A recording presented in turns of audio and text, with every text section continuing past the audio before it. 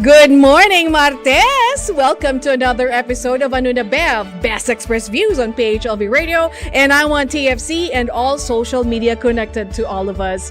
Don't forget to push the subscribe button and follow me on all of our social media handles, FB, IG, ABC, I'm kidding of course, Twitter at Bev, Llorente, PHLV, and all TFC platforms. Lahat yan.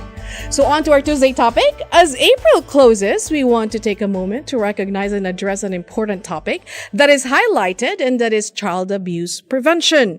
We are honored to have a special guest with us today who dedicated her life's work ensuring the safety and well-being of children in the justice system. So ladies and gentlemen, please rise. Of course, Special Tuesday on Special Dialogue on AnoNa Bev. With us is the Honorable Judge Marie Parlade of the Nevada 8th Judicial District Court Family Division. The beautiful Judge Marie Parlade of Bicolana descent, of course. Magayunon! Welcome, Judge! Welcome. Good morning. Good afternoon. Thank you so much, beautiful Bev. Magayunan na maray dito. Thank you. Grabe, ang galing mag-Bicol, no? She will never forget Bicol kasi in your house, nag-Bicol sin the papa, right? Yes, my mom and dad still speak Bicol, especially when they don't want me to hear them. Ayan, Bicolanang Magayunon. Miss Bicolanja. Super gayon. Iyo baga. Okay, so Judge, your insights and expertise on this critical issue will shed a light and certainly provide valuable information on how we can all play a role in preventing child abuse in our communities, diba? And as a family judge with expertise in child prevention, can you share with us why this issue is particularly important to the Filipino culture in America? Absolutely. Thank you so much for having me. It's my honor to share my heart, which is focusing on our children and keeping our kids safe and healthy, especially in our kababayan, in our community. You know, Child Abuse Prevention Month is the month of April, and this is something that I started doing many years ago. I first was the children's attorney. I represented children in child abuse and neglect proceedings. I was their voice, and to be their voice meant I had to be there to connect with them. I had to be someone that they would trust. And many of these children felt isolated. They were hurt. They were broken. They felt abandoned and rejected by their very own, by the people that were created to protect them. Instead, they're hurt, they're neglected, they're abused, they're abandoned. And so these children build walls up and they don't want to come out to speak to anyone.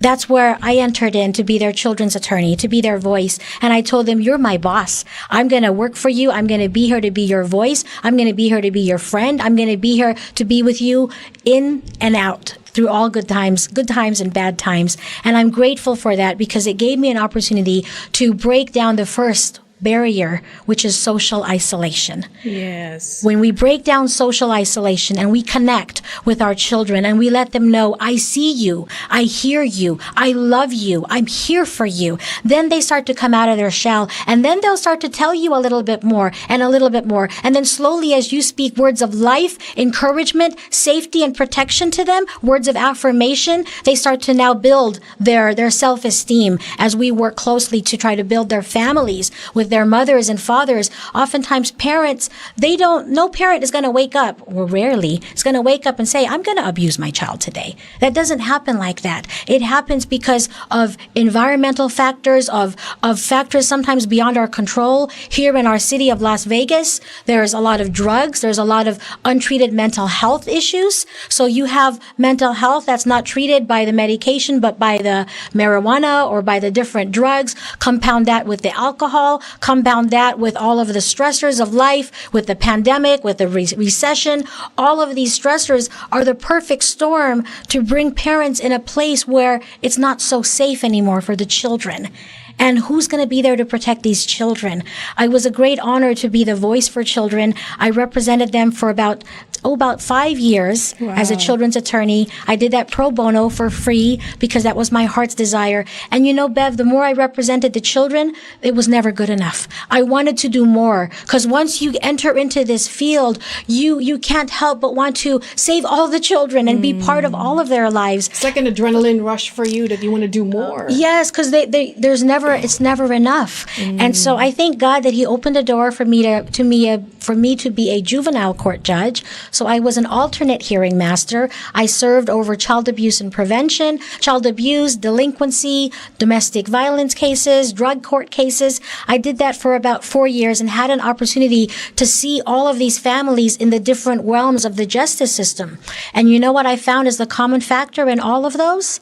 Again, social isolation. These families felt like they're alone. There's nobody that can help them. Many of them may be women that maybe flew out here from another country. They're immigrants and they're in a relationship where there's abuse going on in the home. Their children are subjected to the abuse, but they're scared to speak out and say something because for fear of their immigration status or for fear of their financial status. And so what are they? They're isolated. They're financially isolated. They're socially isolated, and they feel trapped. And that's where we as a community can come and break those barriers of social isolation. Social isolation. So what cultural factors or values make this especially relevant for the Filipino community? Because I have covered quite a few cases in the past in which victims were actually Fil-Am children.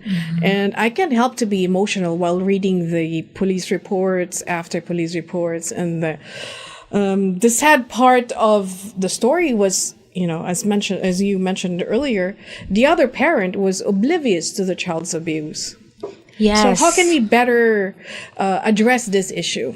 I believe that I share your concerns, and it touches me deeply when I come across cases of my own kababayan, my own children in our kababayan that are abused. And, it's natural for us to think from the outside looking in, what happened? Ano ba? What happened to the parent? Why didn't the mom say Where's something? the mom? Where's the dad? Mom? Where's the dad? And it's so easy to cast judgment. But if we take a look at this family and then we see that maybe this is a mom who, again, didn't feel that she could say anything for fear of maybe her immigration status or for fear of, where do I go? I have many women. Retaliation from the exactly. Or where would she go? She has no choice. Take the kids to a shelter as opposed to live in this place. So this is where, again, the family feels helpless and isolated. But there's law and order that needs to address this. Absolutely is law and order. And there's Violence Against Women Act. There's protections that are out there to protect these women and men, but these women that are stuck in these domestic violence situations where they feel like there's no way out. And that's where we as a kababayan, as a community, can do a better job to break down that barrier, that stigma, that taboo of saying that, oh, nakakahiya, don't talk about it. Part of our culture is sometimes to sweep it under the rug and to just pretend it didn't happen for the sake of the family looking like they're, But you're actually covering up and make it more Absolutely. Worst. It causes more trauma to the children, because then what are we teaching the children? That number one, the abuse happened, but number two, don't say anything. Just pretend that it didn't happen. So we're telling our kids to mask their true feelings. We're telling our kids that it's not okay to say something. And we're telling our kids that nothing really happened. You're fine. Don't be maarte.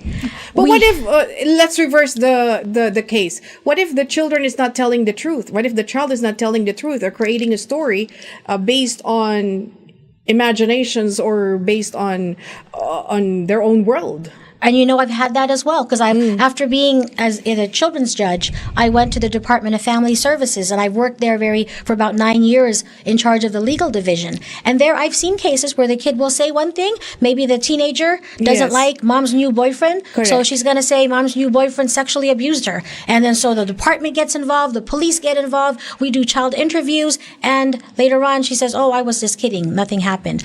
In that case, we take it very seriously. We have to still assess the child to find out why no child would just make something up like that. Maybe there's something that she's seen. Maybe she's recognizing something but doesn't want to voice it. So we often still have to see the children. It's important for us to recognize that when we're breaking down that barrier of social isolation and letting the child know, listen, you're not in trouble. It's okay. You came out and you said something. But Help you need me to tell the understand truth. why. Yes. You have to train the truth. We have to train them to tell the truth. Yes. But beyond that, we have to understand the why. Why the did basis, they say where that? is it coming from? Yes. What's really going on. children. And sometimes, kids speak in code. They're going to act out. They're going to do things. And we can't just say, oh, nothing happened. They lied. Okay, we're moving on. No, we have to really connect with that child or find somebody that can connect. Maybe they don't want to talk to law enforcement. Maybe they don't want to talk to the child welfare division. But can they be prosecuted if they're not telling the truth? No, the children can't be prosecuted for that. But it's going to come against their credibility. But what we need to do is wrap around those children and understand, whether it's through therapy, whether it's through big brothers, big sisters, whether it's by being a CASA, a court-appointed special advocate. We just swore 24, wonderful volunteers who vowed to take an oath to be that person for the child, to be, some people may call it a mentor, but it's more than a mentor. It's to be that advocate to say, I'm here for you. Help me understand what happened. And if you don't want to tell me, that's okay, but I'm going to be here for you. Sometimes our kids are so socially isolated that they don't have anybody they can talk to, so they'll just act out and say something and then take it back. And that's where Child Abuse Prevention Month is so important. It's not just looking for the bumps and bruises. There's one form of child abuse, and that's correct. Abuse. It's emotional, psychological. Especially during this pandemic, we've seen such a surge of teen suicides. Oh, yeah. After this pandemic, we've seen a surge of mental health, untreated mental health illnesses, children that have mental health issues, but they're not getting the treatment because maybe the family's thinking it's taboo. They don't want to talk about it. Yes. They're embarrassed. We need to see them. We need to wrap around our kids, get them the support system that they need, and wrap around our families. Many of these moms, maybe they don't know. They don't want to say anything kasi nakakahiya. Pero we as a community need to come together and be more realistic to say, you know what? It's not about hiya here or hiya there. It's about this child's life. Yeah. And I want to be there for that child. And address that behavior too. Absolutely. Ayan. Absolutely. So how can we better address and prevent child abuse within this within this cultural context? Number one, let's break down those walls of social isolation, especially we as a kababayan. I love our culture. I am so proud to be a Filipina. We're so rich with We're cultures. So rich. I love it because you go walk into a party or walk into a restaurant and you see a Filipina waitress and you say, I say, "Kumusta? Magandang gabi po." And all of a sudden you're best friends. You walk into the casino and the Filipinos, the chef, and you're best friends. When we are You're treated Filipino, VIPs already. Yes. The we Filipino are truly, royalty. Absolutely. And so I love our culture. It's ingrained in our DNA. The Bicolana culture. Especially the Bicolana culture, especially. especially. And so it's already ingrained in our culture. And now I challenge my mga kababayan, let's take it a step further and let's really reach out to the rest of the kababayan that are isolated, especially those maybe that just moved here from the Philippines that don't have a support system. I love how we have so many support systems here with the Philippine Nurses Association. We have the Philippine Teachers Association. We have the FASI, the Philippine Civic Action International. We have so much. We have NAFA. It's so amazing. So many. AAPI is coming up. Asian yes. American Pacific Islander Month in the month of May. Yes. Okay. So now that we discussed the importance of Child Abuse Prevention Month, let's shift our focus on another vital concern that also impacts the lives of the vulnerable children in our communities. When we return on AnoNa Bev, Best Express Views on PHLV Radio. I'm a professional singer. That's how I support myself and my family. I'm a careful driver. The other car hit me. I ended up picking Richard Harris. Richard Harris is already an institution in Nevada. Dahil kay Richard Harris, tanggal ang worries. I slipped. I hurt my tailbone. They sent me the bill. Si Richard Harris, siya lang ang tumanggap ng kaso ko. Tutulungan ka niya. Kay Richard Harris, tanggal ang worries. The Richard Harris Law Firm, just in case. Sabi ng patients ko, they don't need a colonoscopy because they don't feel anything. But colon cancer is a silent killer. It affects both men and women, mayaman man o mahirap. Have your colon checked. Mobile Home Health, providing care in the comfort of your own home. Serving Southern Nevada is our top priority. And it's our greatest joy to help others stay safe and enjoy a better quality of life at home. Because health is wealth. Your head is a part of your whole body, just like your heart and the rest of your body. Huwag kang mahihiya dahil hindi ka nag-iisa. I'm your nurse practitioner, Christina Pahara, advocating for mental health. Educate yourself and others. Choose empowerment. Call today. just like a friend from back home. This is your Filipino radio experience in Las Vegas. PHLV Radio. PHLV Radio.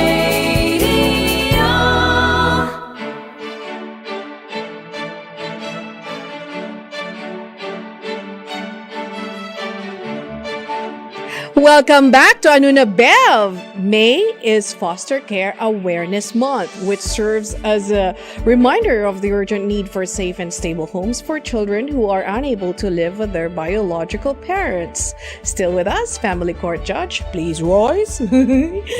Marie Parlade will help dive deeper into this topic. Judge Ganda, you have extensive experience working with foster children and families. Tell us about the key challenges facing the children in foster care.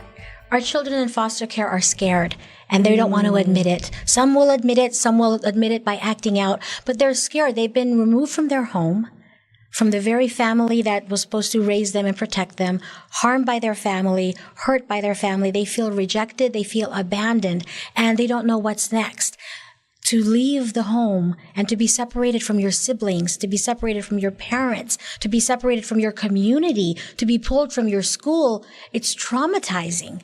And it's a scary time.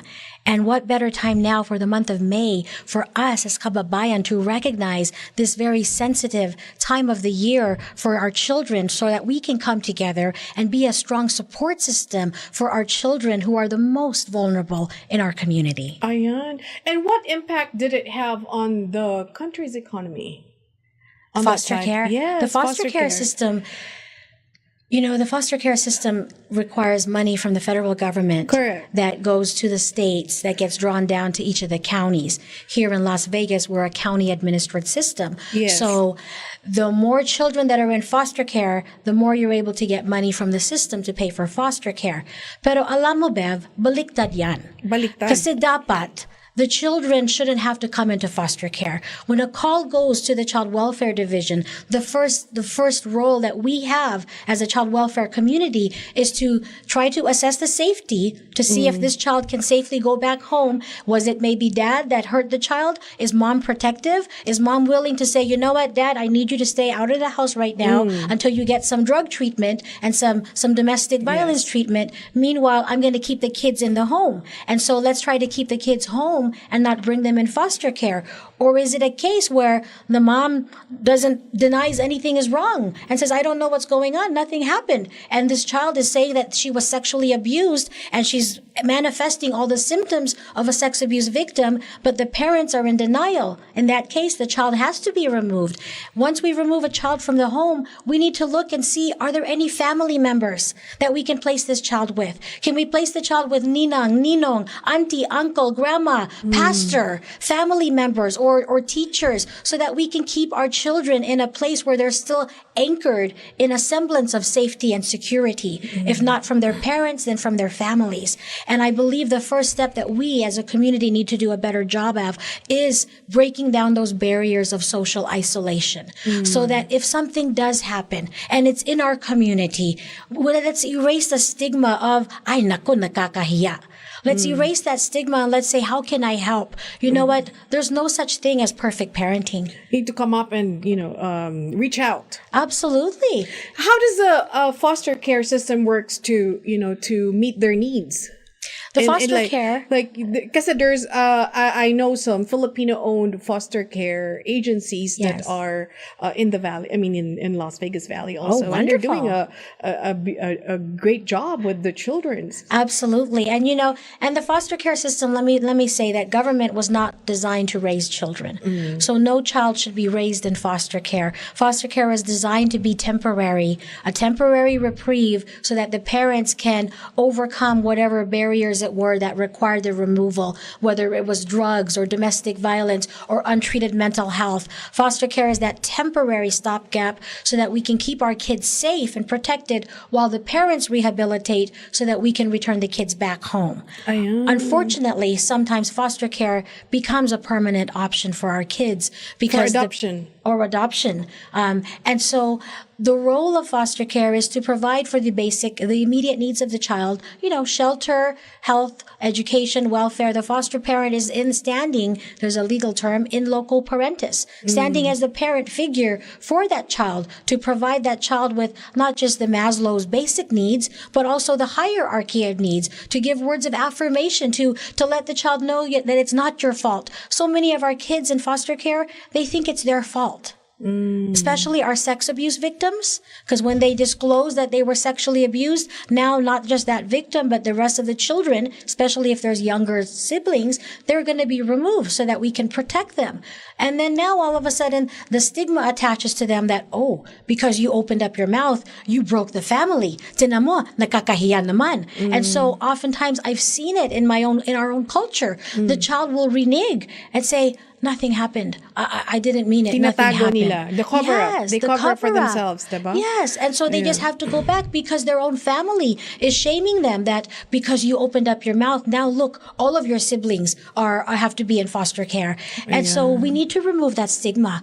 We need to be in a place where we're coming alongside our kids and supporting them, whether they disclose or not. We need to let them know that I love you and I'm your family, whether I'm your ninang. I love in our community, mga kababayan, we're so close. Even if we're not blood related, we're already calling each other tita, tito, ate, kuya. When we walked in here. It's the Filipino language. Absolutely. I mean, I honor you when I came with my dad. The first thing you said is like, kamusta tito? Kamusta po tito? See, you make my dad. And so that's the beauty of our culture. And so if we have any children in our culture that are stuck in the foster care system, whether it's for 1 day, 2 days, 3 years, let's rise. As mga kababayan, let's stand up together. Let's connect with one another. And number one, let's be that support system so that we can be strong in building a strong community where our kids and our families don't feel isolated or trapped or hiya. Shout out to Bamboo Sunrise Foster Care in Henderson, Nevada, because they're so Mrs. Shirley Good. Holdman. Yes. So Mrs. H. Hello, Mrs. H.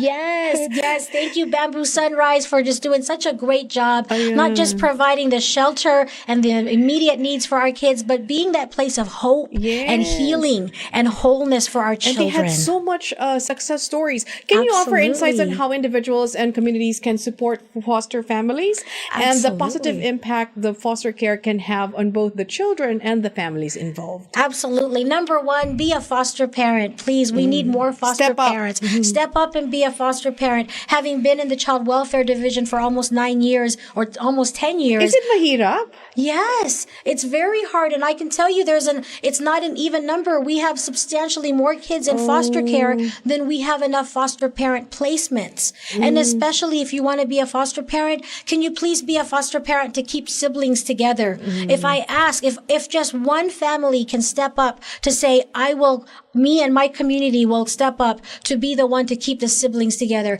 I have too many children that are separated in different homes because we don't have enough foster parents to keep, 3, 4, especially in our culture. It's rare to just have 1 or 2. There's 3, 4, 5. The more the merrier in our culture. Well, we need more foster parents to really be willing to keep the family together, or maybe team up. 2 foster parents coming up saying, you know what, we're going to tag team together and we're going to do this together. And if you can't be a foster parent, be a CASA, court-appointed special advocate. Those are the people that are the voice for our children. They're volunteers. They're recognized by the court as an officer of the court, and their role is simple: be the voice for our child. Be the advocate. You don't have to have any legal training. We don't want you to have any legal background because we want you to be someone that's just going to come and be committed to build a relationship with the child, come to court and let the court know this is what I believe is best for this child. Yes, absolutely. So you can Google CASA, C-A-S-A, CASA.org. Every nation, it's not just here in Las Vegas. Around the nation, we have CASA, national CASAs, and CASAs make a world of difference. They are the beacon of hope for our children who are in the system. Ayan, what a beautiful advocacy. And as we wrap up, we want to remind our viewers that preventing child abuse and supporting children in foster care is a responsibility that we all share. share by being informed and educated on these issues, we can take action to create safer and more nurturing environment for children in need. Whether it's volunteering with a local organization, advocating for policy changes, or simply being caring and having a supportive presence in the lives of children, we all have a role to play in making a difference. Thank you so much, Judge Ganda Marie Parlade, for highlighting the importance of two critical issues impacting children in our communities, Child Abuse Prevention Month and Foster Care Awareness Month. Napakagandang judge. Your Honor, I plead guilty to the charge of telling the truth about your wit and beauty. Oh, di ba? Ay, ang galing mo naman, Diba? Bev. Maraming salamat for your insights on these topics and how we can all make a positive difference in the lives of the children in every community.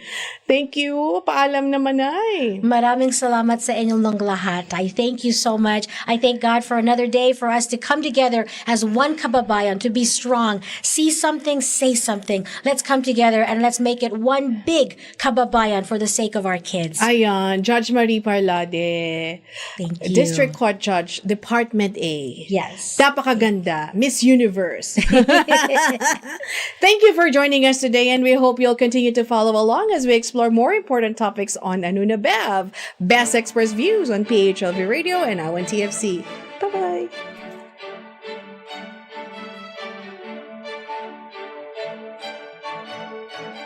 I'm a professional singer. That's how I support myself and my family.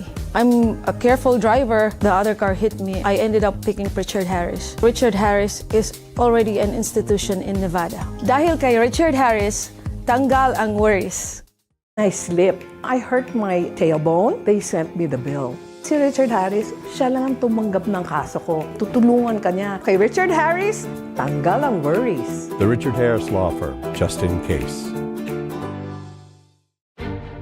Sabi ng patients ko, they don't need a colonoscopy because they don't feel anything. But colon cancer is a silent killer. It affects both men and women, mayaman man o mahirap. Have your colon checked.